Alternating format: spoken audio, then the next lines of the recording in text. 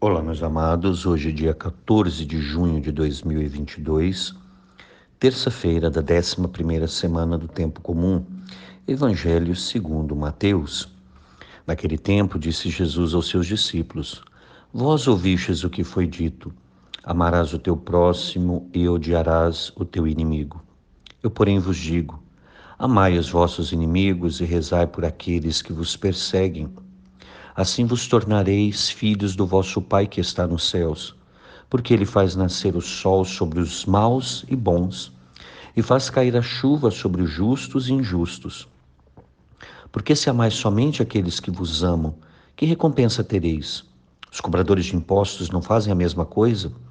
E se saudais somente os vossos irmãos, que fazeis de extraordinário? Os pagãos não fazem a mesma coisa? Portanto, sede perfeitos como o vosso Pai Celeste é perfeito.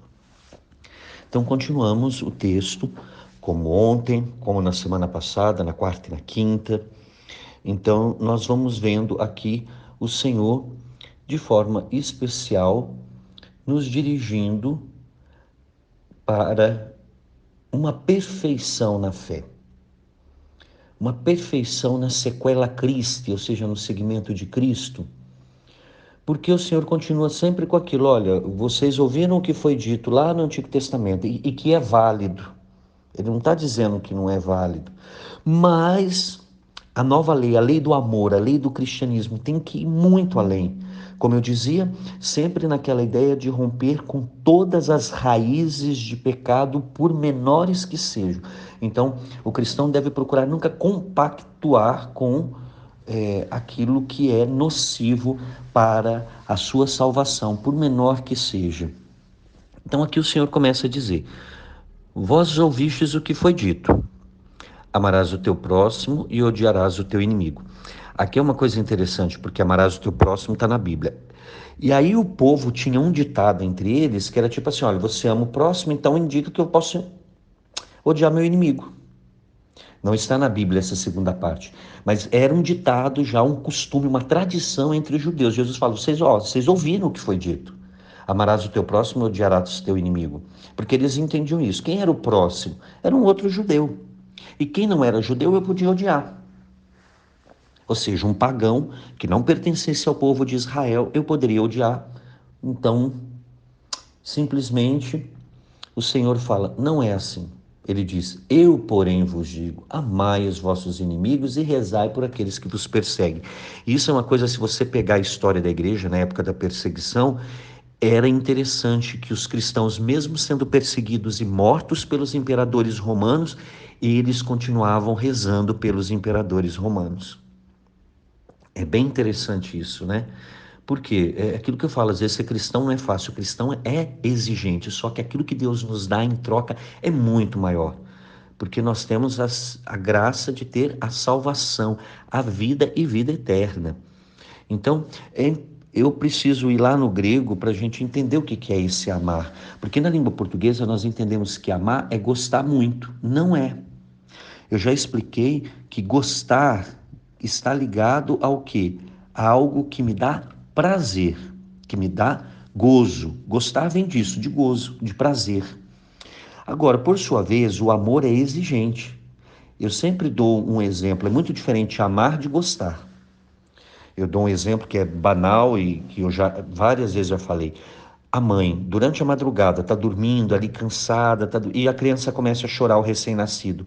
Se a mãe gostasse do filho simplesmente, ela deixaria o filho chorando, porque naquele momento o que lhe dá prazer é dormir, porque ela está cansada e ela precisa descansar. Mas porque ela ama, ela vai levantar e vai cuidar do filho, mesmo estando cansada, esgotada, querendo dormir. Então nós percebemos essa é a diferença do amor. No gostar eu faço aquilo que me dá prazer. Já ao amar eu faço aquilo que é necessário, mesmo que aquilo me custe. Então essa é a diferença. Quando Jesus não está falando para você gostar do inimigo. Tem gente que acha, você, por exemplo, quando Jesus conta da parábola do samaritano, quem é que socorreu aquele judeu que tinha apanhado? Quando ele saiu de Jerusalém e estava voltando para Jericó. Quem socorreu? Foi o sacerdote que era judeu? Não. Foi o juiz que era judeu? Também não.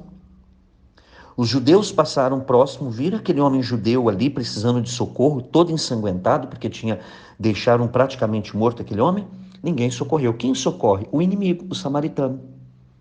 E o que é interessante é que a parábola, Jesus não disse que depois eles viraram amiguinhos. Então ali que você percebe, muita gente fala assim, eu não consigo amar o meu inimigo, porque entende que tem que gostar. Não, o Senhor não te pediu para conviver com ele, não pediu para você gostar do inimigo, pediu para você amar. Ou seja, em outras palavras, se aquela pessoa um dia precisar, independente do que ela fez, eu vou passar por cima. E aí você nota a graça da libertação que o perdão nos concede. Eu vou socorrer aquela pessoa. Mas ela me fez mal, ela me fez isso. Quantas vezes a gente já viu a história de maridos que abandonaram esposas com filhos pequenos para ficar com uma amante e no final da vida a esposa cuidou. Isso é amor, gente. Amor não é sexo não, viu? Deitar na cama isso é fácil, isso é atração. Isso daí é muito simples, tá? Muita gente confunde a carência afetiva e acha que é amor. Não, o amor ele é muito mais profundo. O amor ele passa em cima de todas as barreiras. Por isso que Jesus fala isso: amai os vossos inimigos. Não é para gostar e nem conviver. Eu não preciso conviver com pessoas que me fazem mal ou que me distanciam de Deus. Mas se um dia ela precisar, quantas vezes a gente fica admirado quando a gente vai ver a história ali do começo da igreja, como eu dizia, os cristãos orando pelos perseguidores. Muitas vezes a própria família entregava, o cristão descobria que o filho, a filha, ou o pai ou a mãe era um cristão e entregavam aquela pessoa. E mesmo assim eles perdoavam, eles amavam, eles oravam pela conversão daquela pessoa. Eles não traziam ódio no coração. É isso que Jesus está falando. Porque o ódio, ela aprisiona a pessoa. A falta de perdão, ela aprisiona. A pessoa fica presa naquela situação lá. Fica preso naquele momento. Ela não consegue ir para frente. Ela fica acorrentada. E é isso que o Senhor quer. O Senhor veio para nos dar liberdade e liberdade plena. E quem já experimentou isso, você acha que eu não tenho pessoas que não gostam de mim? Sim, claro que tem gente. Vocês acham que todo mundo gosta de mim? Não, eu tenho inimigos também, né? Talvez não inimigos eu sinto aquelas pessoas como inimigos, mas você percebe que a pessoa não gosta de mim. Simplesmente não gosta. É uma liberdade dela. Eu não vou morrer por causa disso, não. Oro, convivo, falo bom dia, né? Assim, convivo dentro daquilo que é possível. Mas se eu sei que a pessoa não gosta de mim, o que eu posso fazer? Né? Nem o Senhor Jesus agradou todo mundo, tanto é que ele foi para a cruz. Então, às vezes, nós carregamos esse peso. Porque eu sou cristão, eu tenho que amar. Né? E a pessoa entende amar como gostar.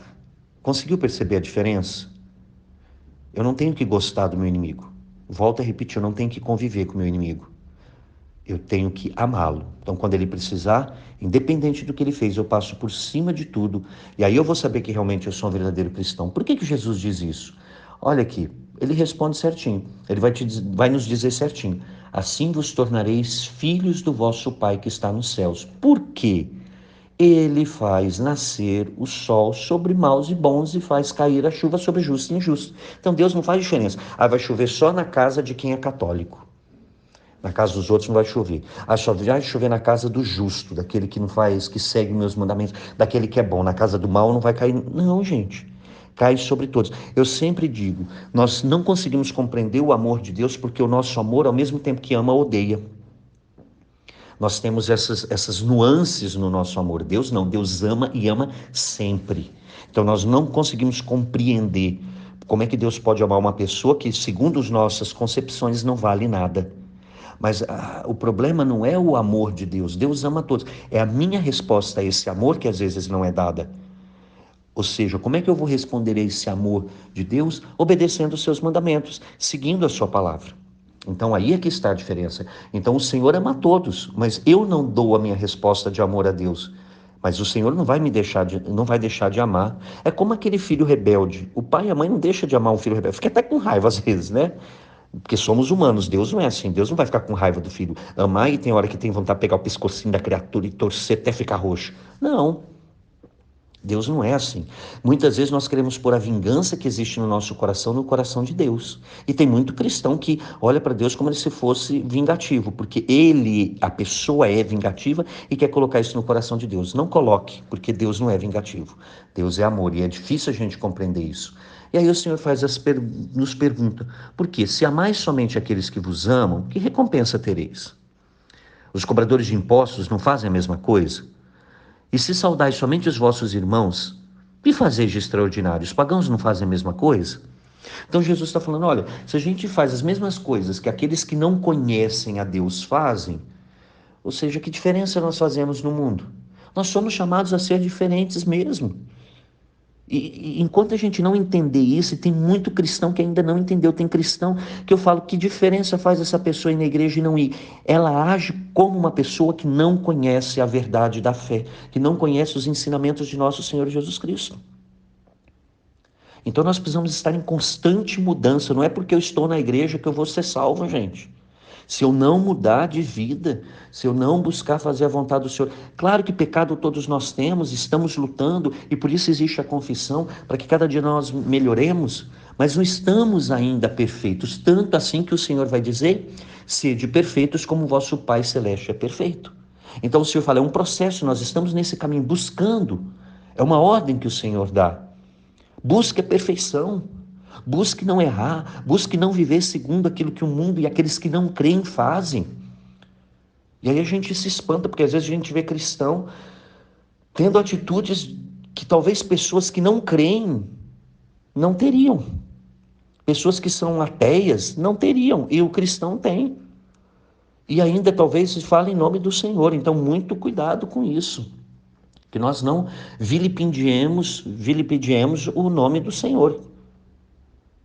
Que nós não joguemos o nome do Senhor na lama. Então tenhamos muito cuidado com isso. Então peçamos ao Senhor essa graça, que nós possamos realmente buscar esta perfeição, que vamos encontrá-la somente em Deus, porque nós somos imperfeitos. Mas o nosso ser imperfeito não pode nos impedir de buscar cada dia mais a perfeição, de buscar cada dia mais fazer na nossa vida a vontade de Deus. E a vontade de Deus é que nós busquemos a perfeição, busquemos a nossa salvação. E diante, Senhor, desta palavra tão forte, dá-nos a graça de amar. Santo Agostinho nos dizia, ama e fazes o que queres, porque aquele que ama jamais vai descumprir um dos mandamentos, jamais vai deixar de amar a Deus e amar o próximo. Se nós amamos de verdade, Senhor, cumprimos todos os mandamentos, porque todos os mandamentos o Senhor resumiu em 2, amar a Deus sobre todas as coisas e amar o próximo como a ti mesmo. Então é necessário o amor a Deus, o amor ao próximo e o amor a mim mesmo. Então nós resumimos, Santo Agostinho tão bem resumiu, ama e fazes o que queres. Pedimos esta graça, Senhor, porque o amor jamais acabará e o amor jamais nos levará a fazer algo que possa prejudicar alguém. Mãe querida, mais uma vez pedimos a tua intercessão, de forma especial, roga pela paz mundial e pelo fim desta pandemia. Ave Maria, cheia de graça, o Senhor é convosco, bendita sois vós entre as mulheres e bendito é o fruto do vosso ventre, Jesus. Santa Maria, Mãe de Deus, rogai por nós, pecadores, agora e na hora de nossa morte. Amém. E que desça sobre você, meu irmão e minha irmã, pela intercessão da Virgem Santíssima, a bênção do Deus Todo-Poderoso, Pai e Filho e Espírito Santo. Amém.